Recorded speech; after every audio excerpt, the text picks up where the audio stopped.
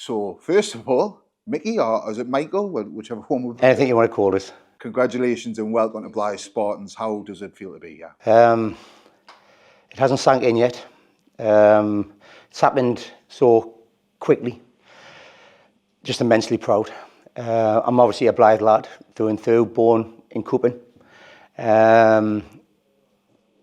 Went through the ranks, and from Sunday football as a player, alliance, to having an injury, going into management on a Sunday morning by mistake, to going through the leagues, doing the hard yards, and making a lot of friends along the way, and always dreaming of managing this great club.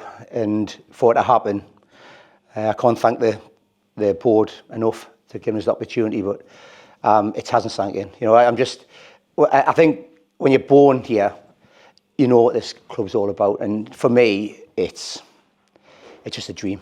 It's a dream come true. And I'll wake up tomorrow morning and I'll be like, you know, the hard work's already started. So we know what we need to do. We need to bring some players in to support these lads. But I can't wait to get started. I've got a buzz about myself, a buzz about it. I woke up yesterday morning and I was like, wow, this is like, it's just an honour, you know.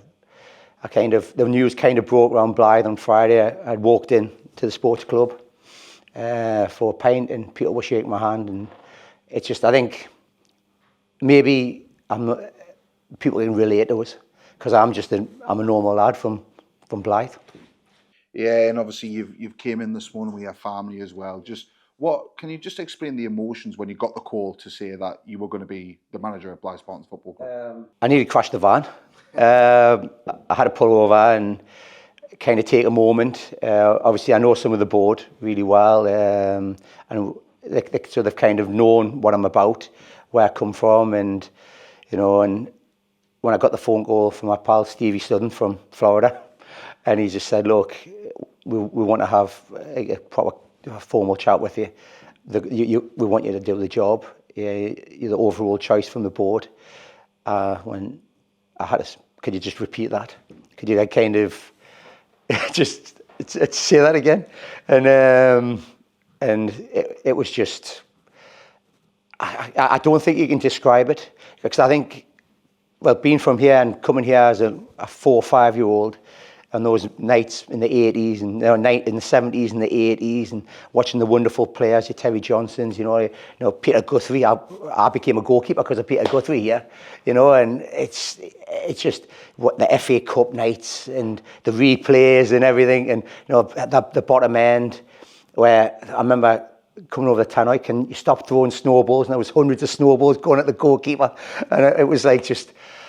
I fell in love with football because of it. And I think, you know, I know a lot of people say, oh, St James's Park, Newcastle, the first time I went to football, but it was Blyth Spartans, you know. And it was, you know, the green white shirt. You know, Terry Johnson lived at the bottom of the street, you know, and he used to come and stop and talk to us when we were playing football in the street. And you know, it just means something. It means something more.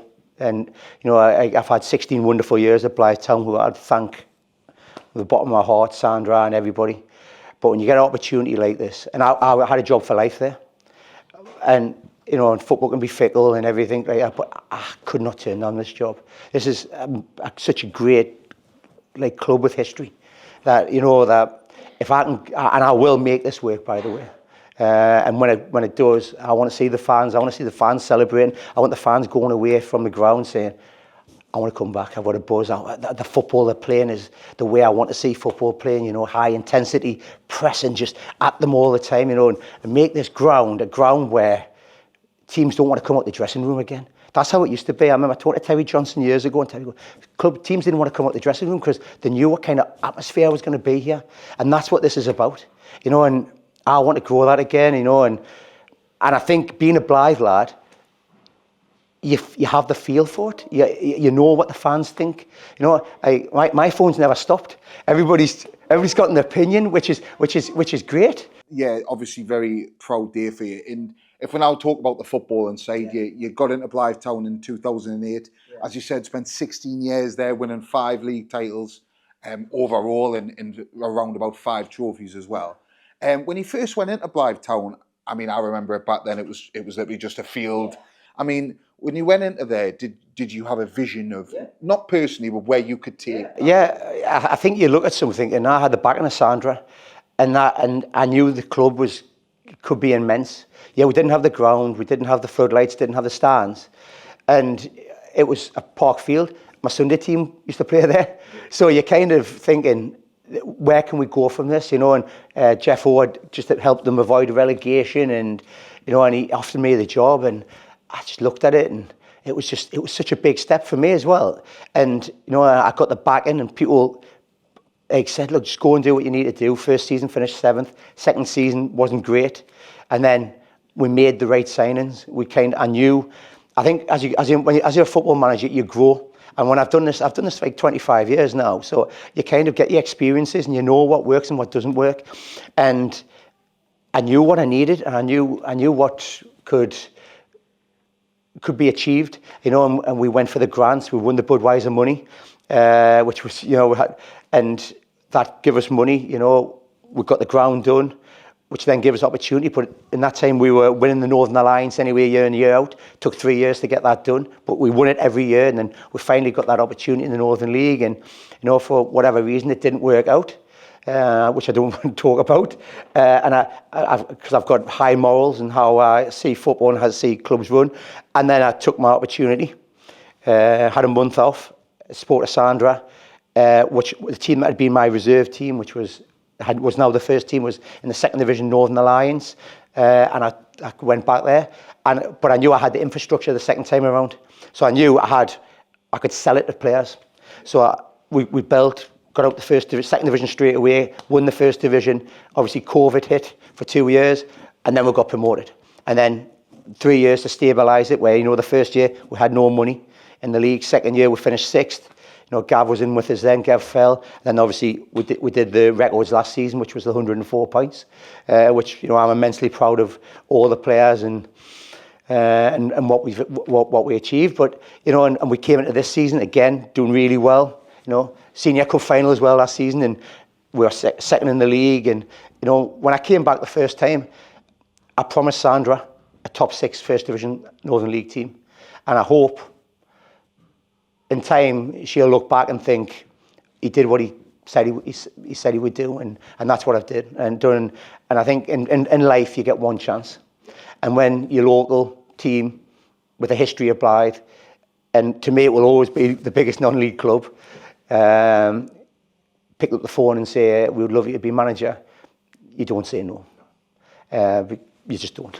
You don't. And let's talk a little bit about your managerial philosophy then. Like, what, you know, for supporters that haven't watched Blythe Town, what kind of football do you like to play? Is it front foot, back foot? Is it? I don't sit back. We had to a couple of times. You've got to obviously look at your opposition. We played Morpeth Town in the Senior Cup last year. We knew we had to play a defensive.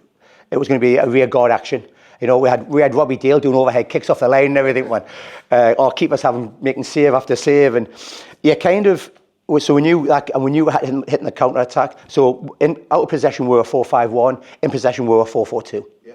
And we had 2 big fellas in Dan and Woff who kind of give us that pivotal kind of. They could hold the ball up and bring your AJs out wide.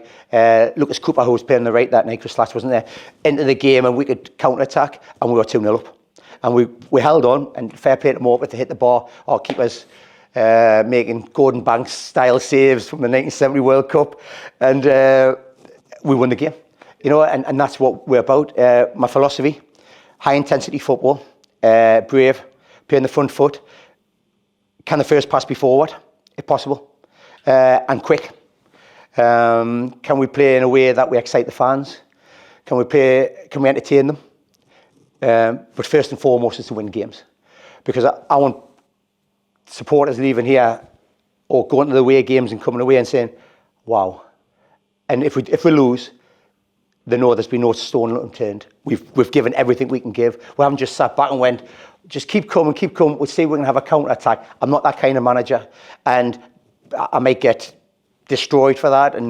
But when I walk out this door, at some point, or I'll get pushed out the door, whatever happens, I hope hopefully I'll leave a legacy, like I've hopefully done at Blyth Town. And I hope the fans remember and think, you know what it is? Mixed teams give it all. And they give everything they can possibly give in every game.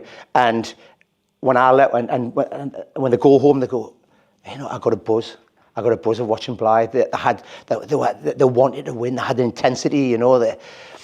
If football's, you've got to play with a smile on your face. And maybe the players here, because they've been through so much with what's went on, they haven't done that.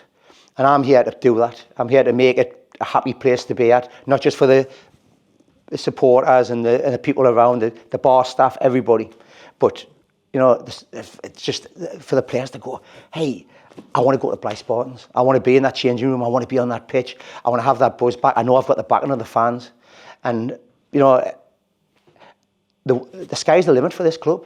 You know, and it's got the potential to be as big as it wants to be, but it takes time, and that is my job to make that happen. Yeah, and obviously now we'll talk a little bit about now you come into Blyth, and obviously without naming names, have you got a coaching team lined up? Yeah, we're hopefully going to announce that later today or tomorrow before training on Tuesday. I've already got a coach lined up who would come in on Tuesday to help with the training and get it at a level, because I think it's for me to find out how fit this squad is. You know, I don't know what's been going on in the background, because they've had some great managers in the past. I'm here, you know, we've got set players to work on that I think have been completely missed off. I need to put my philosophy in place. It won't happen overnight, but I want it to happen overnight. And just, yeah, it's the people who will be coming in, you know, the players want to play for. And that's what it's about. Yeah.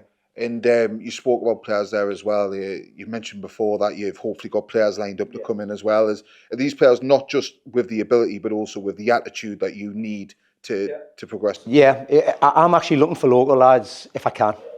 You know, I think the big thing for me would be to have players who have been from Blyth. You know, and I hopefully I've maybe cracked that with a couple. Because I think when you get that, they know what it's about, and they maybe give that something extra. But you know, I'm looking at we don't, when at Blyth Town throughout the years, we haven't just looked at the ability wise. We've looked at the attitudes, the personality, and it's such a major thing because you want that dressing room to be together. You know, and if we can get that right in the dressing room, it'll go out on the pitch. But yeah, I think from at 9:10 yesterday morning, I think I've maybe got 3 or 4 over the line.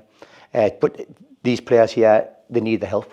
They need people here. You know, these young lads have done fantastically well, who have been thrust into the spotlight at a big club and at a high level.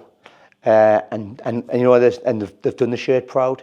But they need all their heads. They need people with a bit of experience around them that can kind of nurture them and bring them on. And this is what we're going to be about. So yeah, it's exciting. There's a certain kind of player I like, and you know, and I'm looking forward to working with these players because I think the good thing for them is not one of them will know me, you know, and it's a clean slate for them.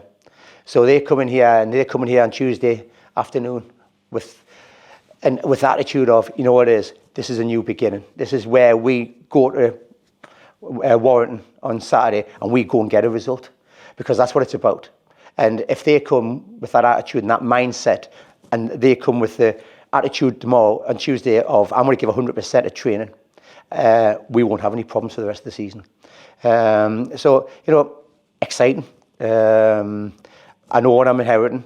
I'm inheriting some good players, players who have been at a higher level. And I need them to step up.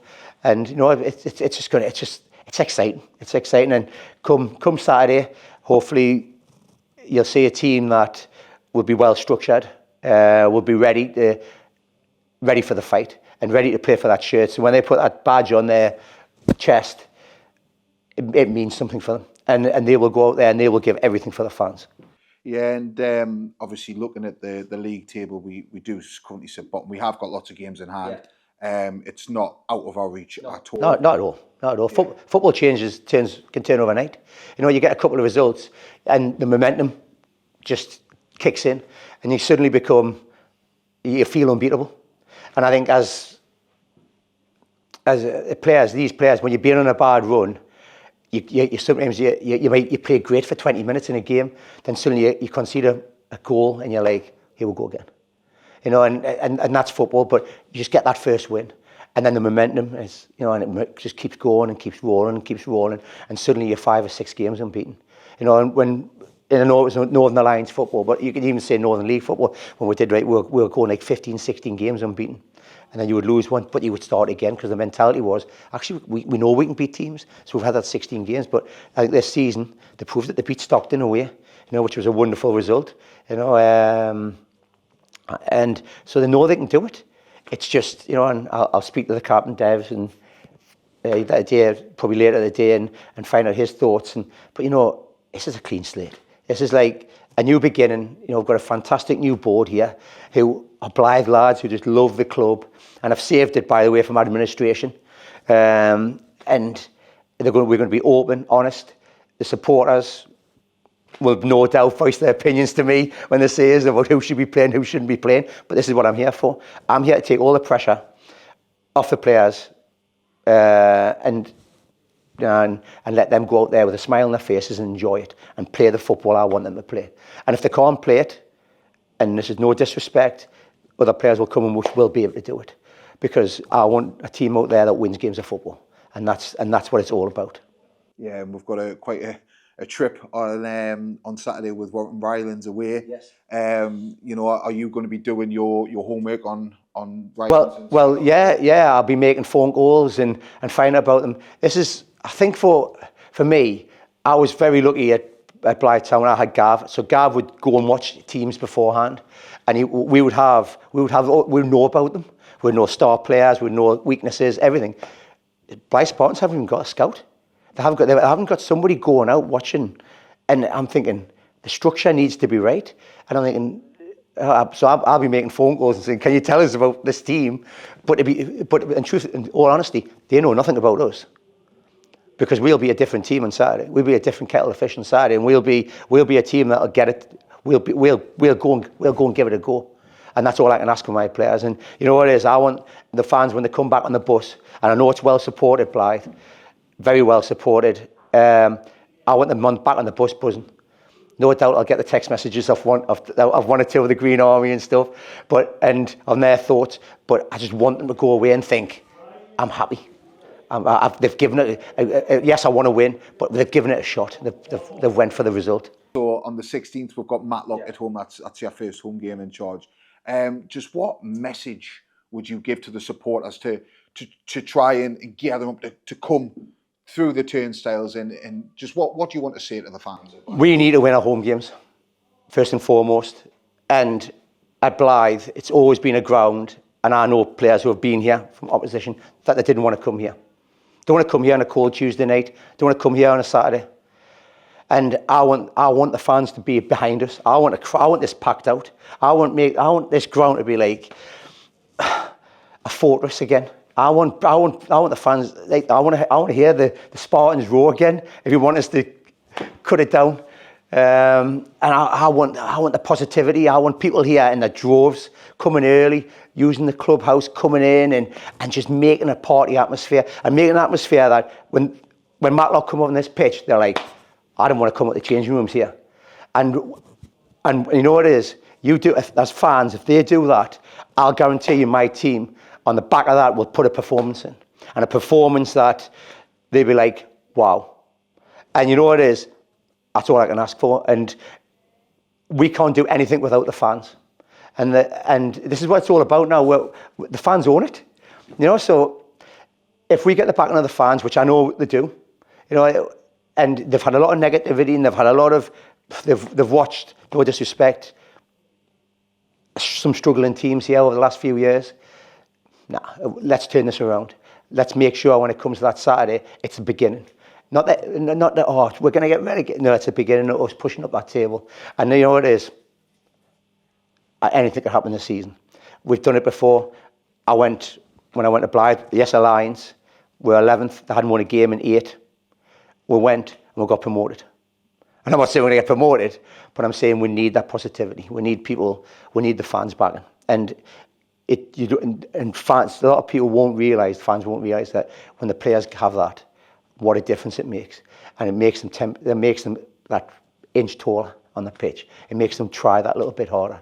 And it makes them realise what this great club's about.